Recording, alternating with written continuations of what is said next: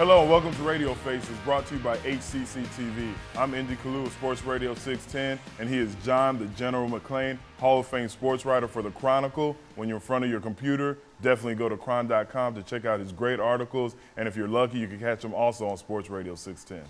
We got a really good show this week from our HCC Main Street studios, and so we want you to stick around, and we're going to start, as we all do, right here on the Texans. A lot of things going on with the Texans, even though it's the off season. I know you're worried about the draft. Wade Phillips is coaching in the East-West Shrine game. Rick Smith, the personnel people are there. What are you thinking about the draft? Right now, I'm thinking, first of all, they need to be focused on the draft. Unfortunately, other teams are focused on playing another game, those teams in the playoffs, and the Texans need to be thinking draft. Everybody knows that they have to go after the best cornerbacks, the best free agents, during the offseason with their veteran acquisitions, but when you start thinking of the draft, they really need to think heavily on defense. I even think they should go and spend their first 4 picks on defense alone. It sounds drastic, but when you have one of the worst seasons in NFL history on the defensive side of the ball, you're going to have to make some drastic moves, and I think the first 4 picks should be all defensive, with the number 1 pick going to an outside linebacker. Everyone wants to say they have the personnel to run Wade Phillips' system,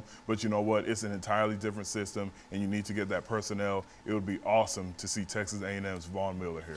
What if Von Miller's not the highest rated outside linebacker on the board when it comes time to pick? Well, right now I've been watching outside linebackers, and he's my highest rated outside linebacker. And if he's there, if he's available, you have to grab him. And again, there's going to be 2-3 more months of East-West Shrine games, Senior Bowls, workouts, and somebody might leapfrog over him. And if that's the case, and he's available with the number 11 pick or wherever the Texans end up picking, you have to go with the outside pass rushing linebacker that fits the mold of a Clay Matthews. He's the outside, weak side linebacker. He's undersized for a 4-3, but he's going to be a rush guy. But what do you do about this? And I know you can't wait to see if Connor Barwin's healthy, but if indeed he's healthy, he plays one linebacker, then they'll have an opening for another one, but Mario's never leaving the field, so he drops down at one end. Who's going to be your other end? Ordinarily, that would be your rush linebacker, but Barwin was drafted to be their second best pass rusher.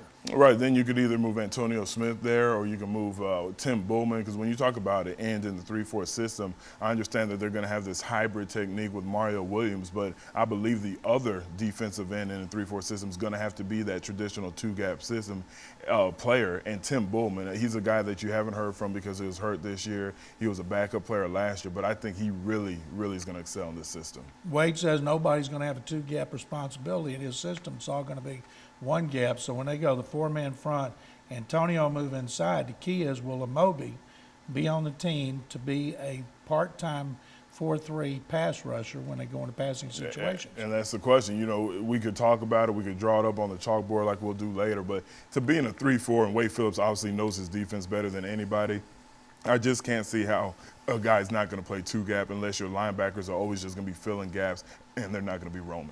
Those 2 linebackers, of course, would be Brian Cushing, who I believe will end up next to D'Amico Ryans in the middle. I agree with you on the top pick of defense, but I think it should be their highest-rated player, and I still think they need more DBs. Their problem wasn't the front 7.